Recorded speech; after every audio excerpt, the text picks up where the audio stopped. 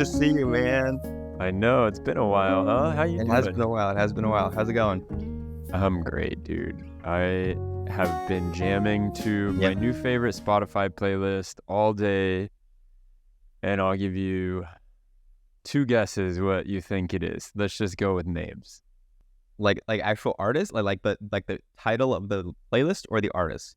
Title of the playlist. Or genre. I'll give you that too, if you're anywhere close to the genre. I'm gonna say like yoga, meditation, like Zen. I mean, I do listen to that a lot, but that's not what I've been jamming to. You are kind of in the ballpark with that. You got another guess? Okay. So I was actually gonna, if that was wrong, I was gonna go the exact opposite end of the spectrum and be like heavy metal, death punk, like Metallica. But since we're in this, I'm gonna say something like smooth jazz, Miles I Davis. am a big fan of Bill Evans, but that's not today. Today, you Okay. want to know what it is? What is it today? Gregorian chant. Okay. That is not surprising to me at all. That is not surprising. It's And like very melodic, slow hum. dude, it helps me get work done, man. Like, it is so useful. And here's why I'll say that you were in the building when you said the yoga and meditation, because it's not just Gregorian chants, it's Gregorian chants at 432 hertz. You know how they do those where they're like, oh, this is special heart vibration or frequency. And so- Right. So it's like in sync with your like circadian rhythm or something like that, or whatever the hell. exactly. Just gets those theta brainwaves going, or That the theta- alpha brainwaves. I don't even know what brainwaves I want going, but it gets them going. My favorite pseudoscience. Exactly. People don't know anything about the human body. It's like I'm reading this book about like longevity and how to like live a longer, healthier life, and it's so unclear. Like everything is kind of like hypothesis, and I think like a lot of nutritionists make hypotheses. There's like 17 different kinds of diets you can do that are like the best thing for you, from keto to paleo to cardio. Vegan. So here's the ones that I subscribe to. Then Okay. later you can tell me yours. Okay. I do the intermittent fasting, and I'm vegetarian, but pretty much vegan. Okay. So you don't eat till like 2 p.m. or something like that? I'll eat, my window is usually from like 12 to 6. 12 to 6, okay. Unless I do like a sauna in the afternoon, night, and then it's Right. kind of hard not to eat after that. Yeah. But yeah, in general, whenever I eat at night, man, I just feel like crap in the morning. So this actually, like you again, it's hard to tell whether it's a placebo or not, but you actually feel I know. better. Yeah, exactly. I have no idea because I've been doing it for so long now. It's been like 3 or 4 years that I've been doing this for. So I have no idea if it's just like when I eat at night, I'm like, oh, I shouldn't be eating. Oh, but it's so good. And then I feel guilty and my body does that, total placebo. Or if it's actually like my body's circadian rhythm says, hey, you shouldn't do this. Yeah, you're just being self-righteous. That's what's going on here. You're one of those people that smells their own farts. You know what I mean? Exactly. And I analyze it with another pseudoscience. Those are that's exactly what it is. But dude, you know what? This time of the year, it might be one of my favorite times of the year because the leaves are changing colors. I know you don't get this in your privileged position right outside of Stanford or wherever the hell you are in California. You don't get any leaves changing colors, do you? No. So all kinds of leaves changing colors. It's getting cold enough for me to be like, all right, cool. There's a change here happening, and you start to feel that. And I get to wear the absurd sweater collection that I have that I invested into. Sweaters and whatnot. This one, my wife's mom handmade like in the 60s or 70s. And Nice. last time I was back and we were visiting them, she was like, oh yeah, I got all these sweaters that I made for my brother and then he died and now I have them again. Do you want them? I'm like, oh, jackpot. Here we go. They're so warm. They are so warm, dude. Yeah, like wool sweaters or something. Like, yep. And made back in the day, like with a lot of love and care and so. Yes. That adds an extra layer of warmth for sure. Yeah, totally. Dude, I appreciate this.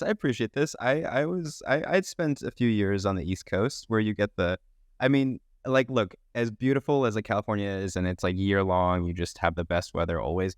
I will say, when I was in the East Coast and you have those brutal winters, like brutal winters, that transition from a winter to a spring, when like for the first time, like that, there's like nothing that compares to that. Like, there's not a single day in like California is like a 7 or 8 all the time. That's like a 9.5. You know what I mean? That's just that's like off the one. Richter scale for Yeah, sure. You like not only you are happy, but everywhere you go, everyone's happy, and so it just adds to the collective vibe.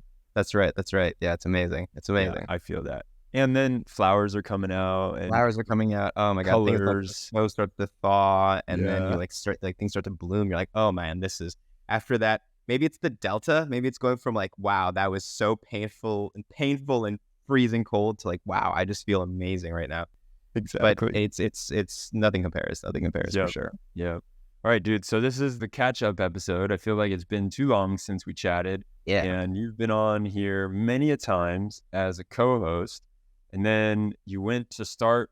Can we give people the background? Like, Yeah. you were focusing on starting something in the NLP space before the ChatGPT boom. Right. And Right. you're Right. like, hey, I can do something around data quality and labeling. And then you went to try and raise, and the VCs were like, we don't want anything to do with that. I think I remember you quoting me one time that you met with 60 VCs and nobody said yes. That was a So rough time. Yeah, for sure. yeah, I can imagine that would get your spirits down a little bit, and you would start wondering, is it me or is it the idea? And you are a fighter, and you said it is the idea. It's not. That's right. That's the way to avoid any sort of introspection. Just being like, nope, I'm definitely not the problem. Definitely not. Exactly. So then you pivoted, and it was right around the time that I went and I was working for Stability AI, and you were like, I think I can do something in the image generation space. Yeah. So our paths continued to intertwine in that light, and we ended up doing stuff. And I think we both have since pivoted away from, well, I know I have. I'm pretty sure you have pivoted away from doing anything with Stability. Not image generation, though. You're still doing stuff there, but Right. there's all these questions that I wanted to explore when it comes to building a business in the image generation space. We talk a lot on the podcast recently about LLMs. And so this is for all those people who are like, fuck me, another LLMs podcast. I don't want to hear it. Don't worry, folks. We've got you covered, because my man Mihail is here to talk about the image generation and just give us the background on what you've been up to. Yeah. And oh yeah, I should probably tell folks like that didn't hear you or don't know about you. You were, before you went and tried to start the NLP thing, you were working at Amazon on Amazon Alexa. Yeah. You were from what? You went to Stanford, you graduated Stanford. So you've got the credentials, which makes me think that when it comes to raising money, it would have been easy if idea was good enough. So I'm saying, it's always the idea. It's never Exactly. It was not you. No, I'm facetious, of course. It's And I think you even had me on the deck or something as an advisor. And so it should have been a home run, man. Yeah. So yeah, it must have been. That's right. It must have been a really bad idea. No, but give me the breakdown. Like, what have you done since? Yeah, for sure. Yeah. So I mean, I think the first part of the intro is very on point. This was MLOps play, data play, maybe a tad too late, honestly. And I'm sure these days you talk a lot about LLMOps, but there was a predecessor to this, MLOps, and I'm sure we can wax philosophical on what exactly is the difference between the two. Are they the same? What's really changed, if anything at all? But this was largely an MLOps play before LLMOps in data, focusing on unstructured data. And I think it was just a little too late. I mean, it just got to the point where there were too many players in the space. The data probably wasn't differentiated enough at the time. Even though a lot of like the hypotheses that I had about data and data quality, I think still will hold true and still will play out in the long run. It's just Like what? Well, primarily that I think a lot of it still has to go end to end, right? That's in the sense that you have to kind of start from like, I was starting from like labeling, like trying to solve the labeling problem, and then expect that once you solve the labeling and you build out through the rest of the stack, you'll start to hit into issues around increasing the quality of the data through a training run, through serving when you start getting predictions from models, and then how do you kind of pipe that all back into maybe even the labeling getting improved. So it's like this virtuous cycle where just because you start at the annotation, you go all the way through training, you go through serving, and then you get predictions, you kind of need to bring all that information back in. And I suspect a lot of that will still play out. And in a sense, this is like how a lot of MLOps companies have sort of evolved their offering is, they start with this like one niche, and they all are kind of having to go end to end because they want to own as much of that value stack, that value chain that they can. And you have to go either left or right depending on where you start, right? I think that will still play out. Yeah, you have to wedge yourself in there somehow, and then try and eat up market share. That's right. Just start eating more. And some people do. I mean, I think some companies have made it easier for themselves, and some have made it harder. I mean, at the time that I was doing, I was like, you got to start at the beginning. You got to start at labeling. You solve labeling, and then you're good. And to be honest, like a lot of the VCs at the time they're like, doing a labeling company in 2022. It's like, it's a tough sell right now. It's really like a tough sell. There's just too many of these players out here, and you really need to come in with something drastic. Not only were there too many, but there was too many that weren't making money. Right. It was tough to differentiate. And so kind of went back to the drawing board. This was around the time that Stability had actually just released their first model, right? The first like open source version. I mean, DALL-E, it's been around. DALL-E 2 had been around, but the idea of an open source image gen model had not yet been around. And it was at this time that I also met my now co-founder, who I want to give a shout out to, Julia. Super awesome person, definitely one of the most talented engineers and just thinkers I've ever had the pleasure of working with. Super great. How'd you meet her? Actually, through a mutual friend. So we were both kind of iterating on ideas in broadly LLMs and kind of Gen AI. Her background is also technologist, but she was at Google Research for the greater part of a decade, and was just someone that had, really done a lot of really great work and had built. She actually was on the BERT team, right? So the BERT, which is like the predecessor to all this GPT stuff. The workhorse. Yeah, exactly. The workhorse, like Transformers galore before Transformers were a thing. And so she really built out her career there, doing great work, and was very fortunate to kind of be exploring at the same time that I was exploring. And so we're technologists. We validate relationships by building things with people, as I think you should in general. I mean, I think it's just generally when people come to you like, oh, I'm co-founder dating, I think you have to spend time to build something with someone, even if it's not both coders. You just have to come into the conflict. Basically, you have to like, hey, we have deadlines, we have things that we need to make and meet at certain time frames. And so we did that, right? For technologists, it's easy to just say we're going to pick and build something.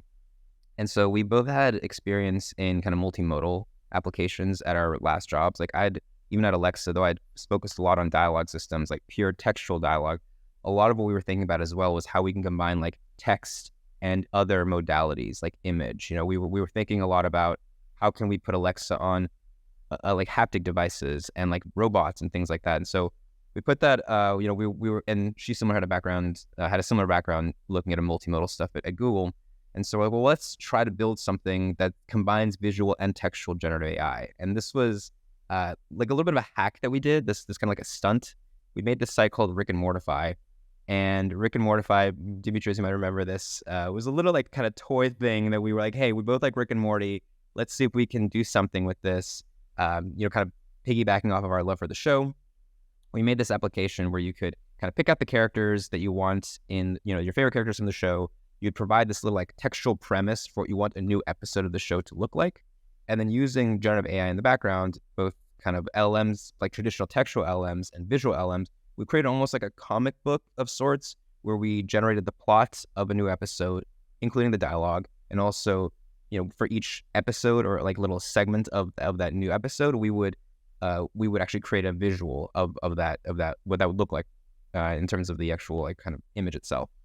And we put that out there, and visual Gen AI was still kind of a thing. People were excited about this, and people love Rick and Morty. So it kind of blew up. Like we were getting like tens of thousands of people using it in a very short amount of time. We're like, holy crap, this is interesting. Like maybe we should kind of pull on this thread. What getting distribution in that way enables you to do. And this is just, I think, a common problem in startups is like distribution is always an issue. When you get distribution like that, you get reached out to and you have a lot of interesting conversations. One of the interesting conversations that fell out of that project is we were able to speak to a director, a screenwriter who was like, hey, you guys are doing this thing. Storyboarding seems like something that could be interesting. And so we kind of went down this rabbit hole of trying to build like an AI-powered storyboarding tool, which used a lot of the same technology. And we did that. We did it for a number of months. And from that, we spawned off kind of a next succession of products that we're working on right now.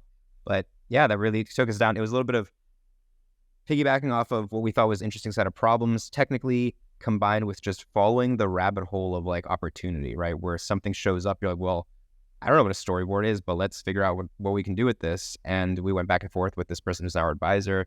So it was just happenstance meets capitalizing opportunity. There were so many things that I wanted to ask on this. Please. Can I just say, just at the beginning of what you were talking about, founder dating, that is something that is so Silicon Valley, like San Francisco. I'm not sure if there are many other places in the world where it's just totally a normal thing to be founder dating. And you have like these things that you go through and you say, hey, you know what?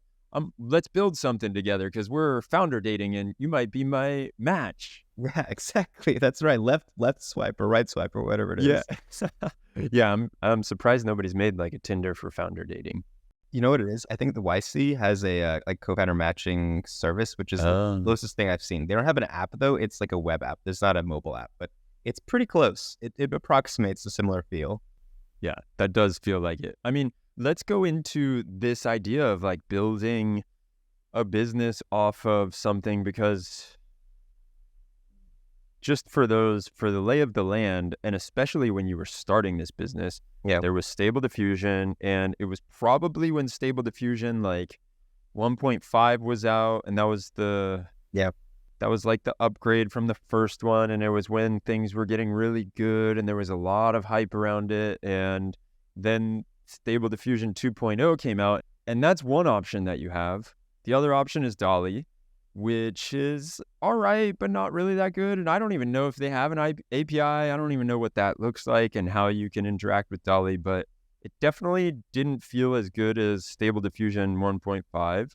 And then you have Midjourney, which is basically the one that takes the cake as far as quality goes. Right. But it's so hard to work with Midjourney because every time that I've tried to work with it, you have to go into Discord. And as far as I know, like, did they just open up an API, or is that still, you have to work in Discord? As far as I know, it's still in Discord, yeah. Oh my God. And well, kudos to them, because the products got way better because of that, because they're getting all that feedback and they're getting to know what people like. And that's why the Midjourney image generator right now is so superior to Stable Diffusion in every way, right? I honestly think that the latest versions of like SDXL, I think, has really closed that gap. Like whatever has been done between, and maybe it's just the fact that the model got significantly larger on more data, higher quality data. I honestly suspect that's probably a big part of it. It's not like Midjourney is blowing them out of the water, to be perfectly honest. Okay. Yeah. So it's feasible to build a business with Stable Diffusion now. I think so. And the prompting is easier, because I know that there's a ton of resources when it comes to Midjourney and prompting and being able to get solid prompts. And Stable Diffusion, there was a lot for 1.5, and you could also kind of get the same stuff when in the beginning, when it was like Stable Diffusion 1.5 and Midjourney. And then later on, it felt like prompting got way different for both of them, and you would have to have totally different prompting guides and ideas on the prompts. And so now what are you doing? Like, are you hosting your own Stable Diffusion on your own cluster, and what does that look like? Yeah. I mean, look, I like mad props to these companies for building out stability and co. Midjourney is a little bit more of a walled garden, but I mean, they really just did kick off a huge influx of interest in these things for a while. And I think that really did push the field forward a lot. What I will say is I don't think it's enough. It's like you can't just use a vanilla SD model off the shelf and expect to have a business. That is certainly not true. And one of our realizations was that in spite of all it feels like years have passed, but really it's been like a year since Stable Diffusion came out. One of our big hypotheses now as a company is that the ecosystem around image generation, generative AI, and building applications around that is still very underdeveloped, right? So in a sense, it almost feels like a little bit like an MLOps play where you're recognizing that in order to enable a greater swath of developers and companies to build out image gen stuff, it's still not enough, right? Like even though we have these suites of APIs, really just from stability primarily. In DALL-E, yes, there's also an API, but you have to build out something that's a little more extensive. Yeah, so you can't build just a vanilla stable diffusion model, and it feels like the tools aren't there. And then you have what you need is more developer tools. But besides these like APIs that you have, right, or a suite of APIs, because with Midjourney you still don't have APIs, which is crazy to me. But Stable Diffusion or Stability has APIs that you can use. Yeah, I think one of our realizations in building out, by starting to build out like a verticalized application of generative AI, which is what the storyboarding thing was, which is where we started and where we've evolved from, is that in spite of, yes, there being a suite of APIs out there, like, you can leverage like a Stability, like your mileage may vary, right? And you have a lot less control over the kinds of models that you want to include. And you're not going to be able to do it with just an off-the-shelf stable diffusion model, right? Like you're not going to be able to build an entire business off of that. You're going to have to fine-tune things. You're going to have to leverage LoRa's, a tremendous amount of LoRa's, and just to get that style that you want. So there's still a lot of adaptation that needs to happen. And once you have to adapt things, once you break out of that quick start shell they give you, it turns out that the ecosystem is not making it easy to get started and to do all that customization you want to do. And so like our hypothesis here is that there's, we've one of the first things we started with is like, hey, you have an image generated, like maybe you want to fix things up a little bit because they're not perfect, right? Like, and that's, there's like a last mile problem of sorts that is actually critical when you deal with different kinds of verticals. They're not just going to take something that you generate from Midjourney or Stable Diffusion and take it as it is, right? They want to modify it a little bit. Maybe it's close, but not exactly close. And so, our hypothesis is that you really have to build out more of this ecosystem to enable things to be built and primarily a developer ecosystem, because our hypothesis is also that you'll be able to, like, the future is all about building these multimodal applications you need to provide something like a Stripe for visual generative AI. And that's a little bit where we're going. Wait, Stripe for visual? I don't know if I understand that, but it sounds sexy as hell, man. Tell me more. I mean, I add unicorn with another buzzword. How does it not sound amazing? No, dude, where are these VCs? They're throwing money at you now, man. No, let me illustrate a little bit. I mean, I think that little phrase is really just meant to try and clarify, but it ended up confusing. I mean, when you think of like Stripe when it came out and like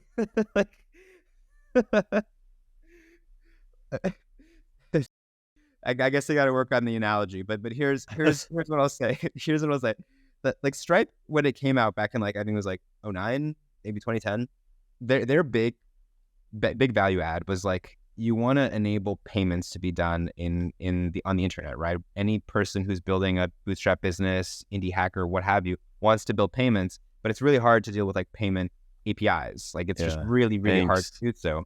And so Stripe made it like delightful to build payment into an application because they give you like, here's 4 lines, put it in there and it's just going to work. You know what I mean? And to have that kind of a guarantee in something like visual generative AI just doesn't exist today. It won't work. It won't be like, here's 4 lines and it just will work out of the box. It'll be like, hey, here's maybe 4 lines and it might give you 400 error where the server is not working and maybe the formatting of the thing isn't right. And good luck if your image looks the way you want it to. And so there's still a lot more finagling that needs to happen to get something to the point where it's exactly kind of what you have in your head. And so that's we want to get to the same level of like developer delight that Stripe offered for Okay, I see. software to something that's like Gen AI, like visual Gen AI. Yeah. You're talking like, the developer experience That's right. of That's right. Stripe.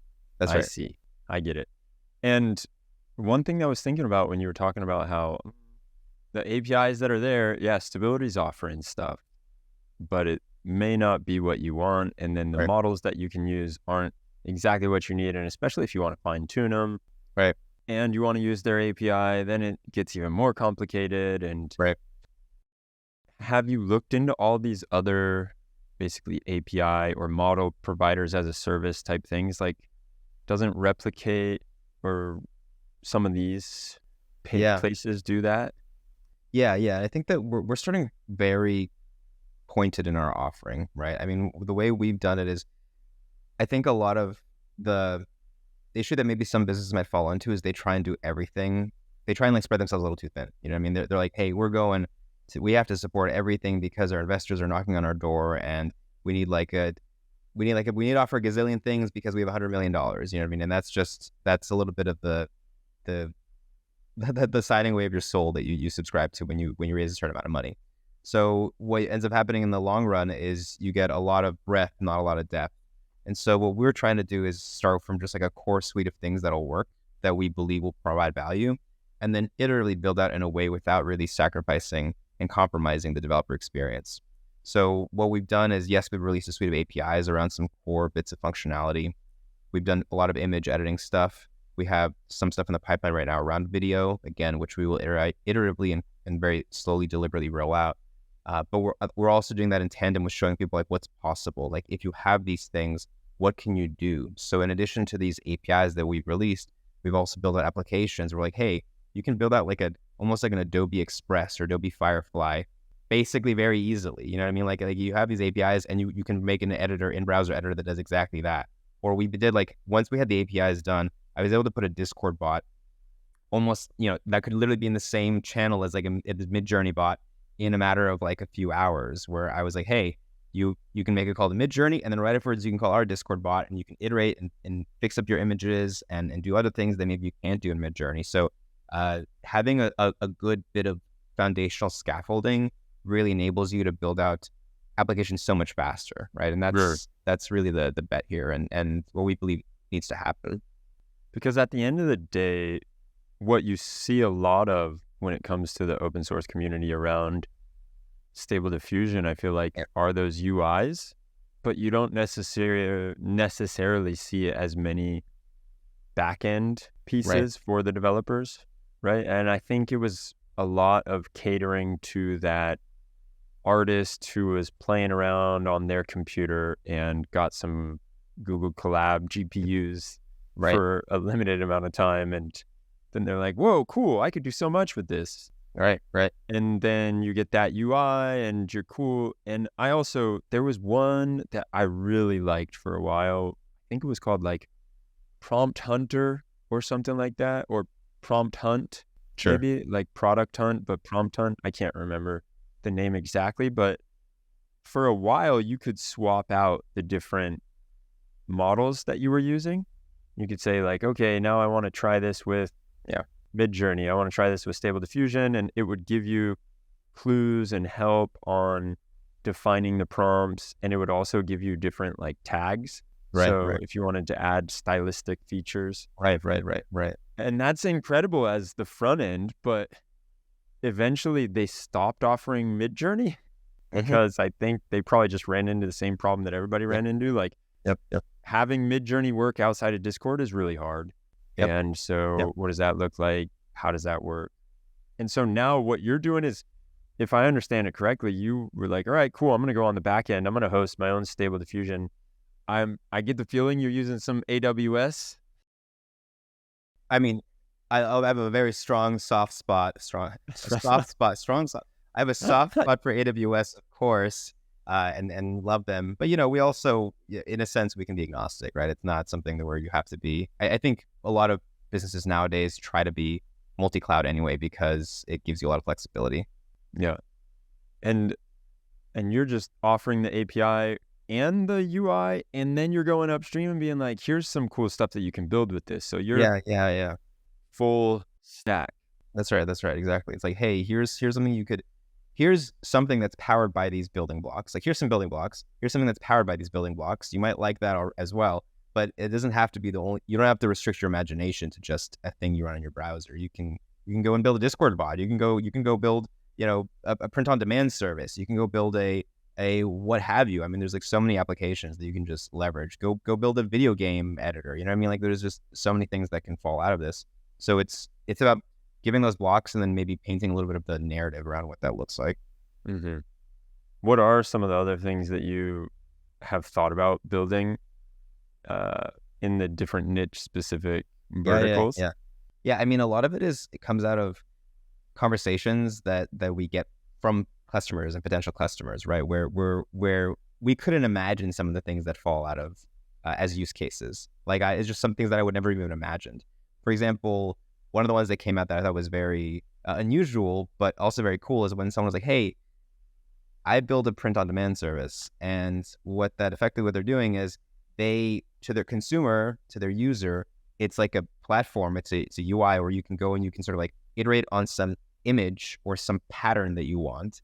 Yeah. And then from that pattern, they will literally allow you to generate wrapping paper that you can then get like custom delivered, made and custom delivered to you. So you'll be like, hey, I want to picture Demetrios' face, with like a Christmas sweater and make that like the MLOps community, like Christmas wrapping. You should do that. Give me this URL. I'm going to do this. I would do it, and I expect I would make a lot of money doing so. It's going to be our swag for the holidays. That's right. Do this. Demetrio asks, have you been a good MLOps engineer? I know, if you've been naughty or nice, that is for sure. So that's the service they're offering. But for them, they were like, hey, we're maybe like a little bit light on the AI development front, but these APIs seem like they could really make our job of building out those images much easier, or cleaning them up, or kind of iterating on them. And then you can imagine that in a service like that, you're just like, our API is just plugging into their pipeline, right, into their workflow, because the product is what they have. But that's just like something that I would never even imagined. And we're getting like inbound from people that are like, what? I never thought that was a problem, but that's cool. I mean, like adding watermarks in some use cases, or people that are doing stuff related to like housing and SF, where they're trying to like extrapolate kind of the looks of new housing projects. It's like one thing I also want to call out is, and maybe, we'll touch on this as well, is just like this idea that Gen AI is so hot right now. It's like Zoolander all over again, right? Like, it is so hot, and like people are kind of moving from one thing to the other, right? Like it did start with, in a sense, stability was like a thing, and then ChatGPT sort of came out, and then we had like Llama 2, so now like textual LMs are like all the rage. But there's still like an ecosystem that has to be built out to really like, in a sense, democratize a certain kind of technology. And a year that did not happen. Like in like the 6 months that people cared about stable diffusion and then moved on to Llama 2 and all this textual stuff, like we didn't get that ecosystem to really reap the benefits of what we have. Like if you look at a lot of the tools that people use for interacting with state-of-the-art visual Gen AI models, just a few that come to mind, I'll just name drop here. Like Automatic 111 is like an open source project. Comfy UI is like another open source project. I mean, these are great open source efforts. I really don't want to ding them. Like they've done huge, really helped the community in a lot of ways.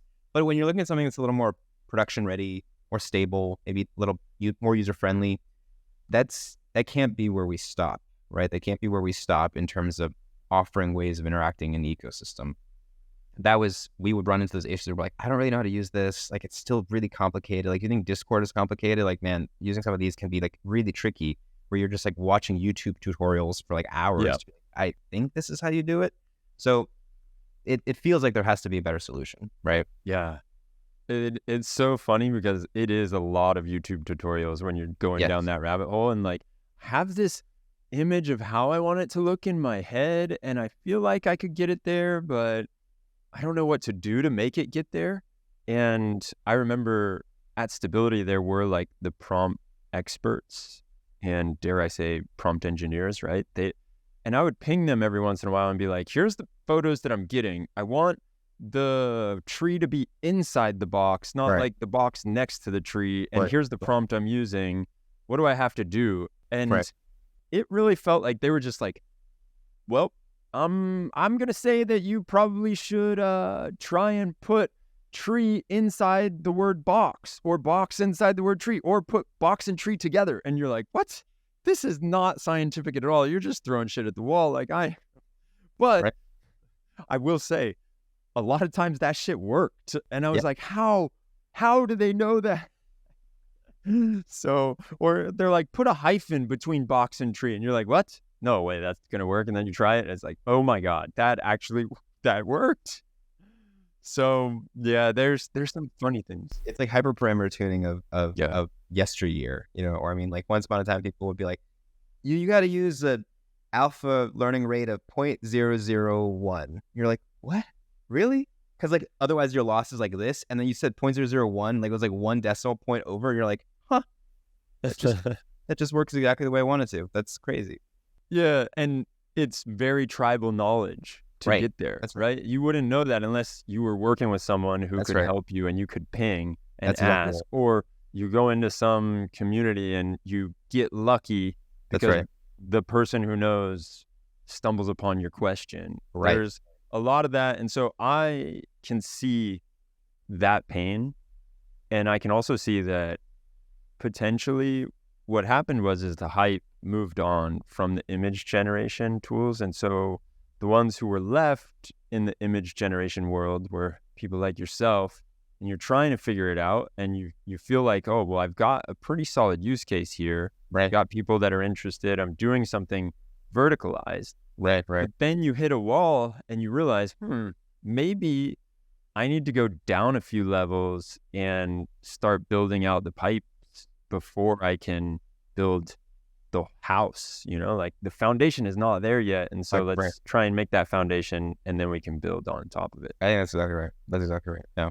Yeah. It is funny though, because in the LLM space, I feel like you've seen a lot of people try and jump at building out the foundations, because it also feels like there's a lot more things that you need to do and areas that need to be improved, like whether it's latency, or whether it's truthfulness or trustworthiness, explainability, whatever it may be. And I also think that the beginning of the hype wave, you had so many people saying like, oh, we could use it for everything now. Right. It's for everything.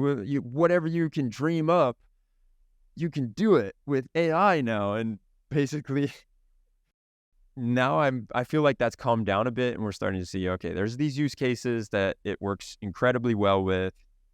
And then there's other stuff where it was a little wishful thinking. Right. It's a good point. And look, I've been in AI longer than this hype cycle, right? I mean, I got into this like well over a decade ago at this point. And so this is not like the first hype cycle I've seen in AI. Like when I went into AI, it was maybe like the first new modern hype cycle, like 2012 or so, when deep learning really became a thing again.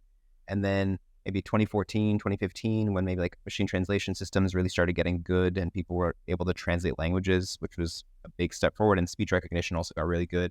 And then maybe like 2017, there was also kind of another little wave that was happening. So iteratively, people, it gets better, it gets bigger in terms of the wave.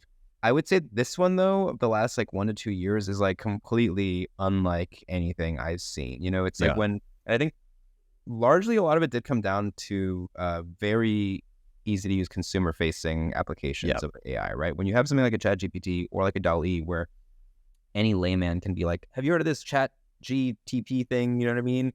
It felt like when back in the day, like I remember this one, and this is like a little bit unrelated, but a story. The first time I was at a Thanksgiving dinner in like 2017, and random family friends are like, have you heard of this like Bitcoin thing? You're like, yeah, I was going to say that. Yeah. If they're asking about Bitcoin, like, there's like a huge bubble of sorts that's happened here. And so my like, maybe this is a little bit of a hot take. Like, I think there's going to be a correction in terms of the hype. And that's exactly what you've suggested, right? Is that it went from everything is possible to like, look, a lot of things are going to be great. Not maybe everything, but if you like start to ask yourself like the very deliberate question of where is this really going to shine, there's awesome stuff to build.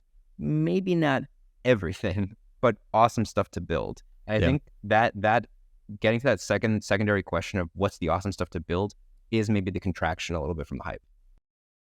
Yeah, I don't want to put this person on blast and say the name of the Twitter influencer that said this, but I just realized we were at peak hype when someone said on Twitter something like, I realize I'm in a cafe living in the future and look around. Nobody understands the effect that AI is going to have on our lives right now. It's like, dude, I mean, you're going to be able to summarize some shit and ask questions to your Notion database a little bit better, but I'm not sure we're talking like you're living in the future. Yes, for sure. And who knows what it's going to be in 2 years. Hopefully the amount of tooling and the amount of energy and the amount of building that is happening in the space will make a difference. But when I see that shit, I'm just like, man, I either gotta go outrageous on Twitter and start just following, drink the Kool-Aid and start saying shit like that, or I gotta get off Twitter and save my mental health. Yeah, you gotta get new friends. Yeah, it's a really good point too. I mean, we could probably spend another hour talking about that, but this site hype brings the rise of like new influencers. You know what I mean? That's like always happened. Every new hype cycle, there's like people that are like, oh man, like I should start talking about this. And then you have these people that have like never done anything in AI that are now the go-to sources for learning about AI. Yeah. And I missed that one. I totally missed that one. That should have been me. I slept on my laurels.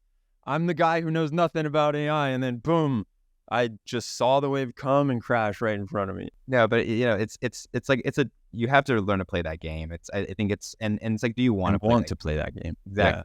Yeah. Is that something that because these people are like they'll have to tweet like 3 times a day, I mean, and they have to live on some of these social media platforms, and yeah, like I don't want to ding them completely because it's good to spread information as long as it's the right information.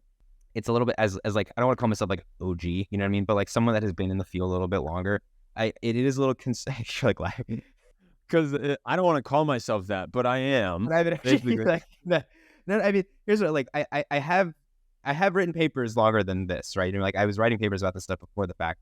It's more that I'm, I just want to make sure that when I don't want like people that don't know what they're talking about to speak with so much confidence, as much confidence, like until you like just at least don't blow things out of water. Like provide people nuance. Like there are people that have become influencers where I'm like, that's still legit. You're giving the nuanced version of the answer, and you're not taking people off this weird hype train where like everyone is just like, this is amazing. Yeah, this is amazing. This is so amazing, right? Yeah, I know this is amazing, right? And you're just like, there's just like these people talking at each other being like, this is great, right? Yeah, this is totally great. You know what I mean? It's a little weird. Yeah. I feel like it's going to hurt the field in the long run, to be honest. Mm-hmm. Yeah, because it's going to set the expectations so high. And then when it takes another 5 years to get anywhere, I think even if where we are in 5 years is incredible and it's huge breakthroughs, right. If it's not at the spot where it's like AI is completely taken over and we don't even have to work anymore, right, then people are going to be disappointed because we've seen this, man. This was chatbots. Yeah. This was chatbots 2017. Yeah. This is exactly what happened. People were like, "Oh my god, chat everything," and then which they suck. It's that hype cycle, man. It's literally it goes up and then it goes down and then it kind of like gradually goes back up. Like I still think that conversational AI. I mean, obviously I'm biased, but I still believe conversational AI has the potential to really help a lot of facets of society. But when you have too much excitement happening too quickly, people, get very inflated expectations, and then they get disappointed. When in reality, the science is still, like all this Gen AI stuff is amazing, but there's still hard research questions that need to be solved. You know, it's not completely commoditized. There's still a lot of things that researchers need to figure out to make this work. Exactly, and unit economics. Unit economics. There's a lot of money being lost right now. 100%. By the big players. 100%. But also, I think one thing that I wanted to talk to you about a little bit, because you played in the Hollywood space, and I know you have like 1 foot in LA and 1 foot in San Francisco. Yeah. I think the hype also brings a bit of a negative aspect in that regard, because people don't know what to believe, and so they expect that AI is going to take their job, and then you get writer strikes or you get whatever, and you don't recognize where it's at necessarily unless you really deep dive into it, because if you just ask a few questions to ChatGPT, you could get the impression that, whoa, shit, like my job's gone tomorrow. Right. And so being in, like, when you were hanging out in Hollywood, would you get a lot of people talking about how they were afraid, or they would not like the idea of this whole storyboarding tool with AI because it's going to put someone out of a job, the storyboarder out of a job, or what? Yep, for sure. Yeah, I mean, I was actually literally on a panel like 2 weeks ago at a film festival in LA, and so it was funny because the way the panel was constructed was, it was like the AI people on the right side of the table, moderator in the middle, and then like Hollywood folks, producer, actor who was in like Marvel movies on the left. And it was just like us talking at each other. And man, were they coming at us. Like they were coming at us. Like they were like, what are we going to do? Like, what's going on? And this was, this is like 8 or 9 months into, like many months into the strike, right? I mean, and now it's thankfully come to a resolution of sorts. But yeah, I mean, look, that even this many months in, people are still like, we don't understand what's going on here. It feels like, what am I going to tell my crew when like all of a sudden, like, they can't send their kids to private school or whatever, it's things like that. Like it just, and I don't mean to belittle the problems. I actually feel like they're totally justified to feel concerned. I will say though that, as you said, it's like about hype makes people just how quickly they just get scared by things that are changing too fast. Like change has to come at like a organic pace. It can't come just like, if it comes too quickly, people get scared. And that's what I think I saw happening definitely in Hollywood, was just a very traditional industry where it's been very much the same. Like the biggest, they got shaken up by Netflix, right, a few years back. And that was like them blowing their minds. Like, what do you mean Netflix? Like, what's going to, what do you mean the streaming thing? Like, and that really turned them on their heads. That flavor of industry getting hit by ChatGPT, getting hit by DALL-E, getting hit by, Midjourney, all these things. They're like, whoa, we don't move this quickly. You know what I mean? We're not, we can't accommodate that kind of change so quickly. But that being said, I think, so yeah, AI was a big sticking point in all these strikes, right? I mean, that was a thing they were all trying to get figured out. And I think a lot of it just comes down to misinformation. It really comes down to like education and just getting credit and attribution in a way that people get compensated for their work. I think that just has to, that piece, once that piece is figured out, I really think that the issues aren't as big as people are blowing them up to be. And then, as you said as well, literally during this panel, people are like, but AI is coming. And I'm like, you guys don't understand how far AI is from like all this stuff that you're saying it will do. Like, this is like decades, like in my opinion, right? Like, this is like, to get to that level, it's going to take a while. So a lot of, there's like complex issues here at play, but I think that you can understand why they're coming in. Yeah. And I mean, you did say something interesting there when it comes to the attribution. Yeah. That's a fascinating one. The other thing that it sparks in my mind is about videos itself, and how we had ChatGPT, which went for the script writers or whatever, but it's pretty obvious that a script written by ChatGPT is probably not going to get greenlit for a film anytime soon. Or if it is, it's like tongue-in-cheek type thing. Right. You can brainstorm. If you're a script writer, it's probably a great tool to help you and your productivity. But it's not like, oh, write me a script about XYZ, and now, boom, we've got a Hollywood blockbuster. At least in my mind. Maybe I'm wrong. No, yeah. That is way overhyped in my mind. And then you have the image generation, and there's all kinds of ways that you can use that within the greater film creation process. So I do see how it's like, whoa, we just got hit on both sides of the coin with, now it's the writers, then it's the editors, or it is the creative directors in a way. And then if you add on video on top of that, I can see why people would be like, oh my God, it's coming, and it's coming for everything, every piece of this. but I also feel like video is really far off. As much as I do see, dude, like Runway ML is doing some incredible stuff. Yep. With just what it enables you to be able to do in video and with AI is absolutely amazing and mind-blowing.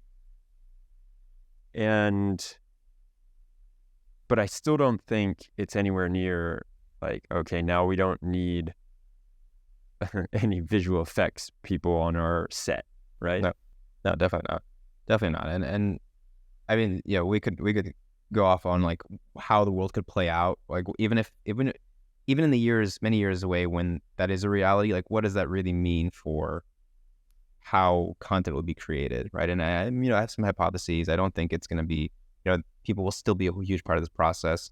Fundamentally, I mean, for me, and this is even what I said to these folks, at the festival, was like, look, you have to believe that there's something like fundamentally human about the arts. You have to believe that.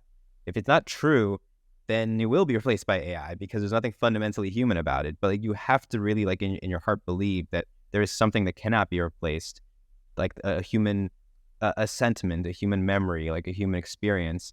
And that's something that we have to imbue our systems with, or like, kind of guide them into. Maybe they'll assistively help us play out a story, or kind of get to the point of acting out a story. But that has to be something that's lived in a more human fashion. So, I still do subscribe to that.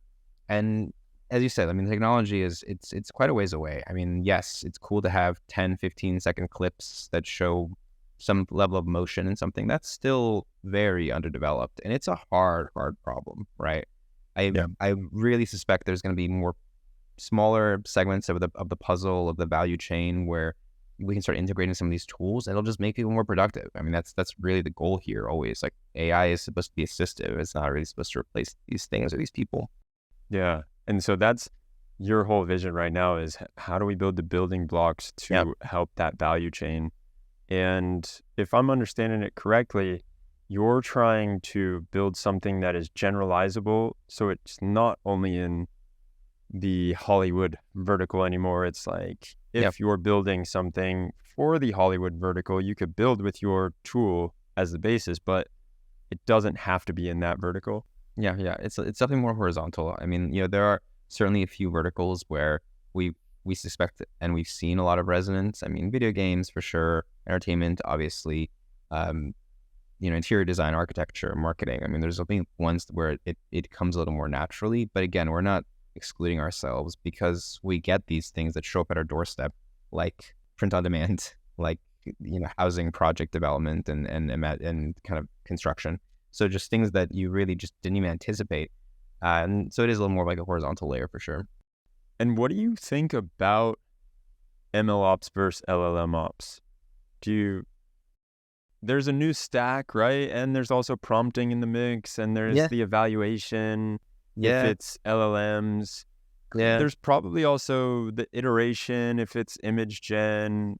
Like, where's your head at with respect to that?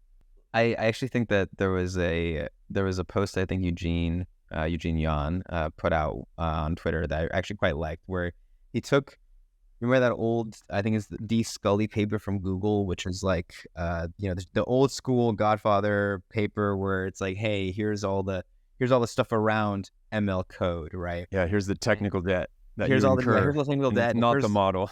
Yep, exactly. And there's like 15 other boxes around, just like that little tiny little box that is the ML code. And he had replaced that very tongue-in-cheek with like LLM code.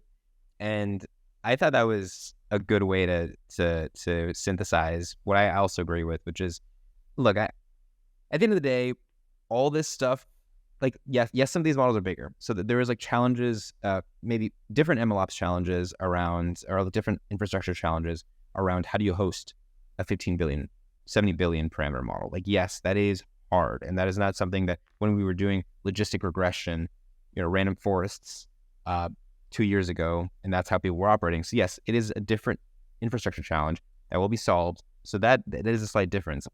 That being said, I think that a lot of the same concerns apply. Like, a lot of the exact same ones apply. I mean, data still ends up being the name of the game. Like, you read any of these papers coming out for how you're getting improved systems like DALL-E 3 and any new Gen AI system, like the novelty is still the data. They're like, we're getting better data, we're getting better captions, we're getting better this and that, and that's what people are still figuring out. So in a way, I feel like we've had some differences and we've progressed maybe a little bit, but do we really need like a whole new LLMOps thing, like new phrase?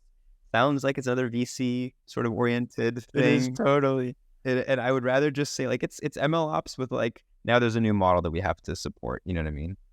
And here's the interesting thing is like if you see a lot of these MLOps companies of the last two, before LLMs became a thing, who were around for 2-3 years, who are pivoting very easily into LLMOps. Like they're just like, it's not like they had to like, holy crap, we need to go raise like another gazillion. Think our whole strategy. Yeah, our product needs to. Absolutely not. Like I was talking to Piero from Partybase, a good friend, and they had been doing Ludwig for years, right? At Uber as the open source project, and then they built out this build business that was just traditional ML stuff. And I'm like, how is this changing anything for you? He's like, really not at all. I mean, maybe a little bit of the copy on the landing page, but we have the building blocks have already built out. You know what I mean? So we just have more inbound now from people that are like, I don't know AI, what is this LLM stuff? And so they're getting a lot more customer inbound, but fundamentally the technology is like exactly the same. You know what I mean? 100%. That is awesome to think about. The other piece, I was going to mention something, but you got me off track when you mentioned Piero, and I was thinking like, oh yeah, you can pivot and say, now we do fine tuning instead of something else. Even everybody's got that story now. And so it's funny about that. And when it comes to that Eugene Yan post, I think D. Scully actually made a new blog post. Oh, did he? And that's what it was. That's what Eugene was referencing in that. And so, dude, incredible. Always a pleasure. I got to go to another meeting. Sadly, we got to do this more. Hopefully we'll have you on soon enough to give us an update on how things are going. And if anyone wants to use the tool, we'll leave a link, or you can tell us the URL right now. Yeah, lab.storia.ai, or our company's Storia AI. If you want to, you can also reach out to me directly, just my name, Mihail at Storia.ai, or you can just reach out to founders at Storia.ai, and we're happy to talk and learn about your use case and build cool stuff. Boom. There we go, dude. All right, man. Thanks for doing this. Hey, man. Thanks for inviting me. Really enjoyed it.